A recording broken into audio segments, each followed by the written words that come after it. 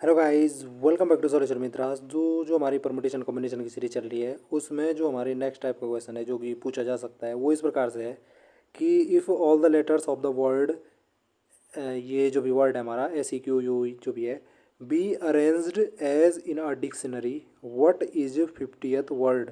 नीचे ऑप्शन पे आपके दे रखे हैं 50वां शब्द कौन सा होगा।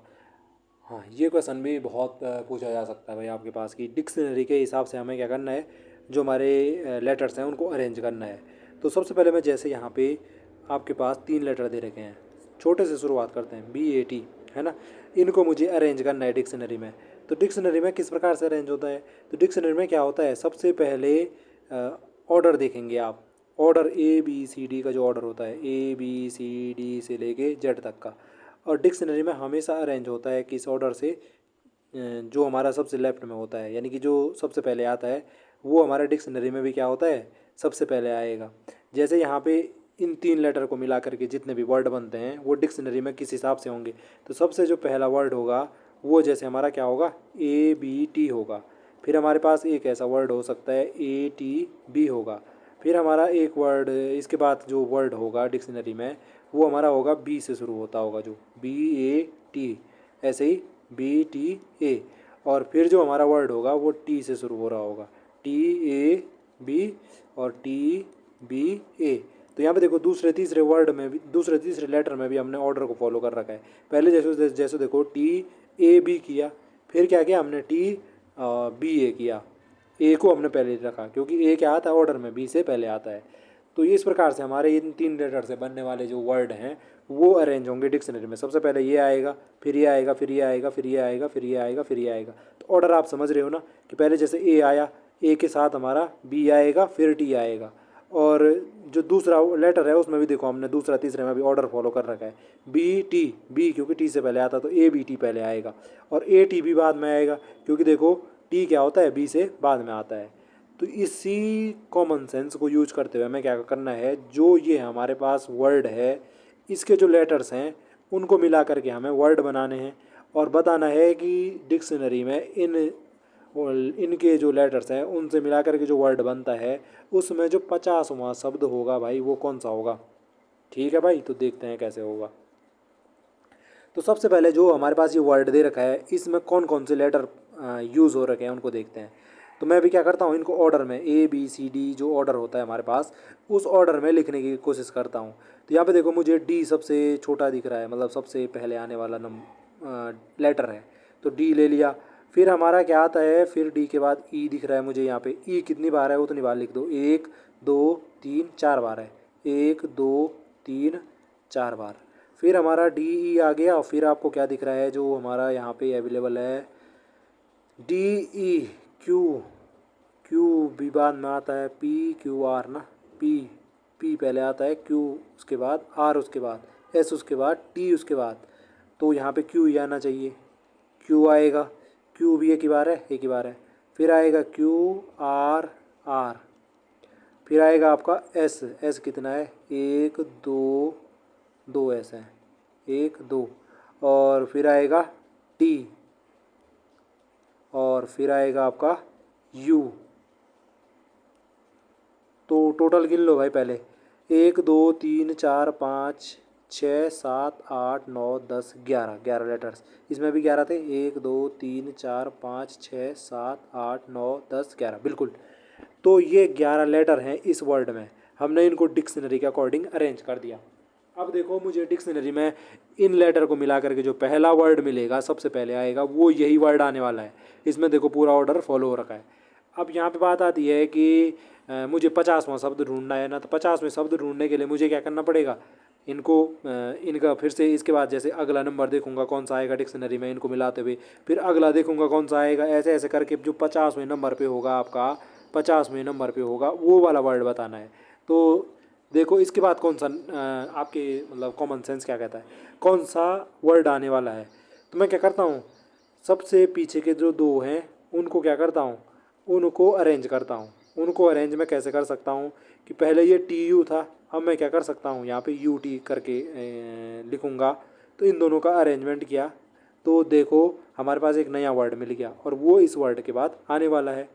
तो दो दो का जब मुझे अरेंजमेंट किया तो हमने दो फैक्टोरियल तरीके से किया। हम ये मानते हैं कि दो वर्ड का, दो लेटर का अरेंजमेंट करना कितने तरीके से होगा, दो फैक्टोरियल तरीके से होगा। दो का फैक्टोरियल कितना होता है, 2 × 1 यानी कि 2, तो दो वर्ड हमें मिले।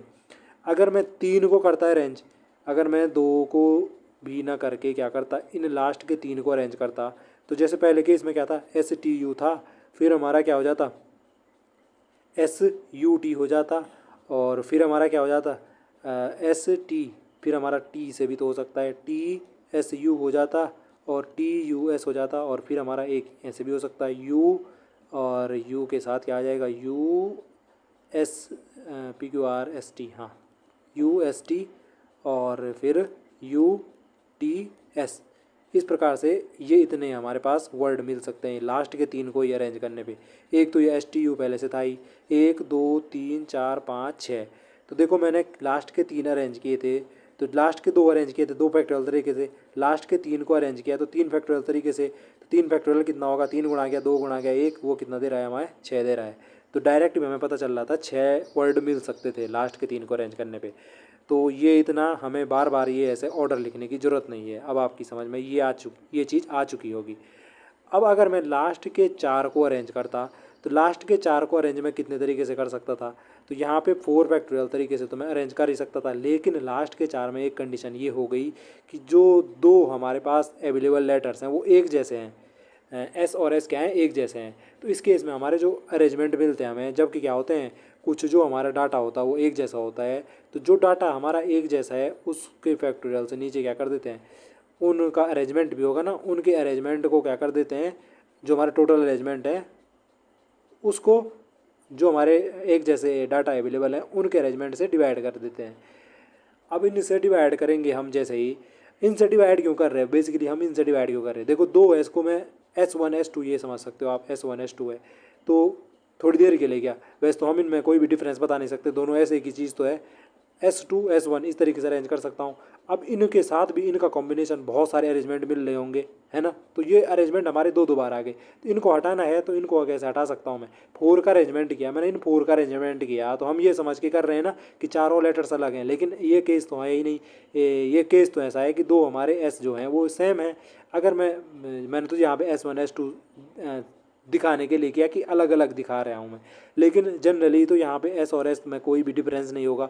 तो अगर मैं STU करता हूँ और मैं फिर से कर रहा हूँ STU, इसका मतलब ये थोड़ी है कि S1 यहाँ पे था, ये S2 यहाँ पे था, तो S2 S1, तो ये दो बार आ गया ना, आप ये समझ सकते हो, जबकि इनमें कोई भी डिफरेंस नहीं है। इसीलिए मैं दो के फैक्टोरियल, इन दोनों का जो अरेंजमेंट होता है टू फैक्टोरियल तरीके से उनसे डिवाइड कर देता हूँ।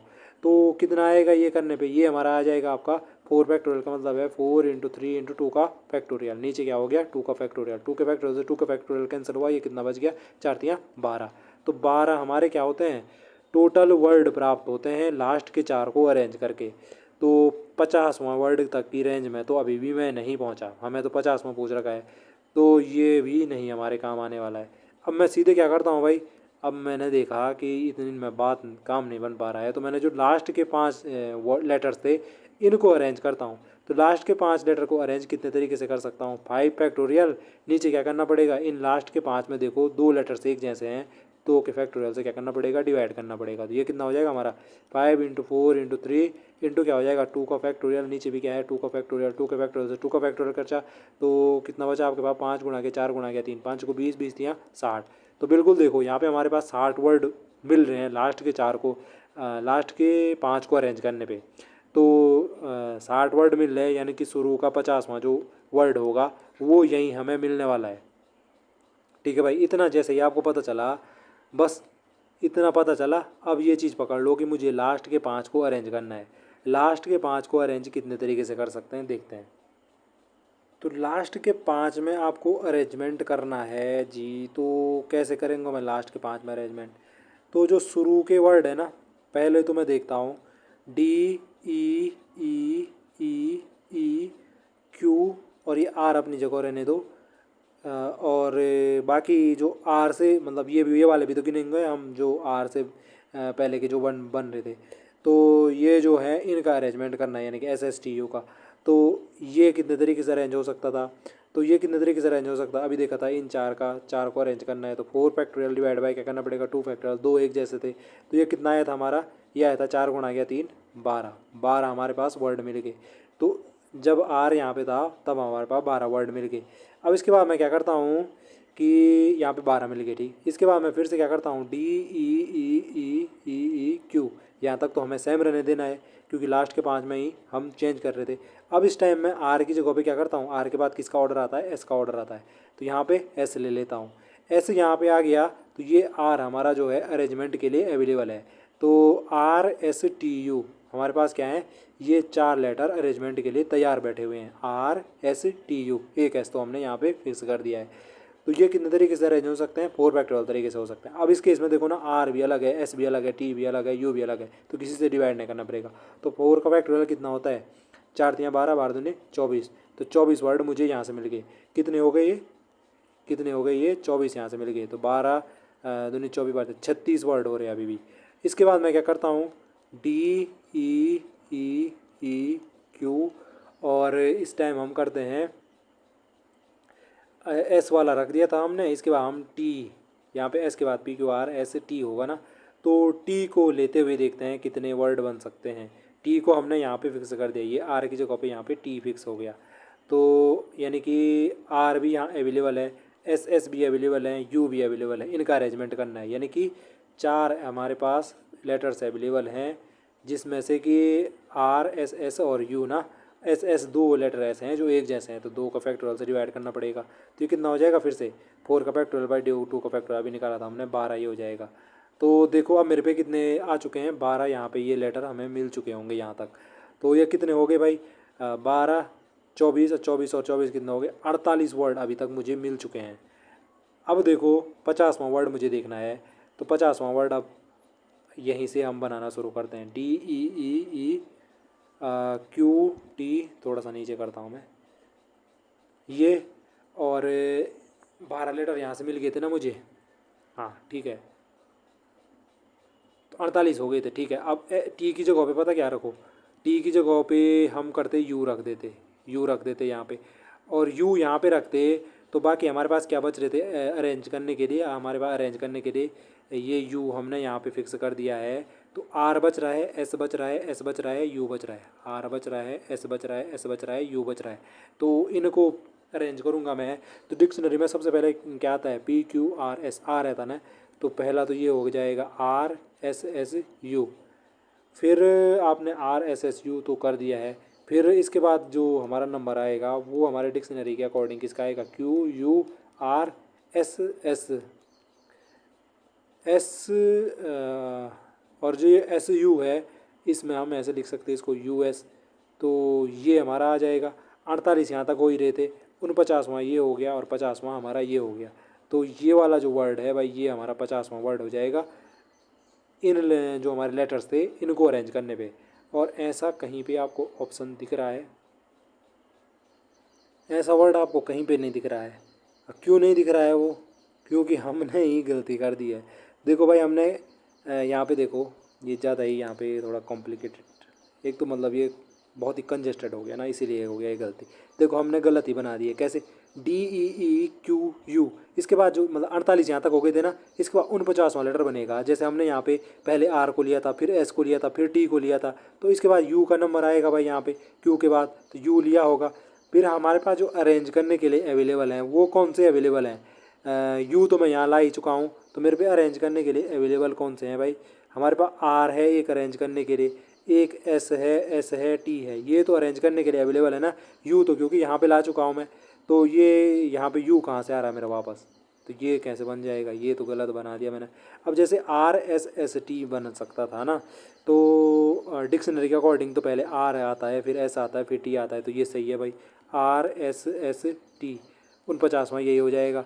और 50वां क्या हो जाएगा, आर एस और एस टी जो ये है इनका भी ऑर्डर बन जाएगा कि एस टी था पहले, फिर हम यहाँ पे ऐसे बना सकते हैं टी एस, तो ये भी हमारा एक नंबर मिल जाएगा, एक वर्ड मिल जाएगा सॉरी, तो ये 49वां है।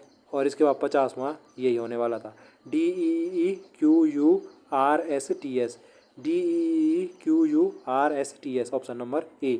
अगर सपोज यहाँ पे 52वां पूछा रहता तो 52 वाले के लिए आप क्या कर देते, अब आपकी समझ में आ रहा होगा अगर तो, DEEEEQ ये तो इतना ही रहता। फिर हमारा क्या हो जाता यहाँ पे RS और SST, लास्ट के 2 को भी मैं अरेंज कर चुका था। तो अब लास्ट के जो 3 थे यहाँ पे, क्या ये लास्ट के जो 3 थे इनका अरेंज करके देखता हूँ।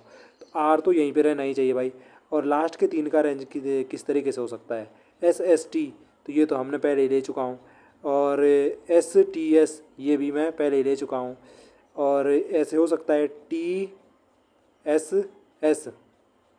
ये हो सकता है, रुकिए हैं STS TSS, हाँ ये हो सकता है, एक ये हो सकता है TSS, लास्ट के 3 है ना, जैसे ये SST, चलो आपके कॉन्सेप्ट ही क्लियर करते हैं यहाँ पे। जैसे ये SST है, इनको मैं अरेंज करना चाहता हूँ, कितने तरीके से कर सकता हूँ, 3 का फैक्टोरियल डिवाइड बाय क्या करना पड़ेगा, 2 एक जैसे हैं तो 2 के फैक्टोरियल से डिवाइड करूँगा, तो कितना बचेगा, ये 3 का फैक्टोरियल हो जाएगा, 3 × 2 का फैक्टोरियल, 2 से फैक्टोरियल 2 कटा 3, 3 ऐसे हमारे पास वर्ड मिल सकते हैं। तो पहला तो यही मिल गया है, दूसरा ये मिल गया है लास्ट के 3 अरेंज करने पे, और तीसरा यही होगा, बिल्कुल 3 ही मिलने हैं ना, तो TSS वाला ही होगा।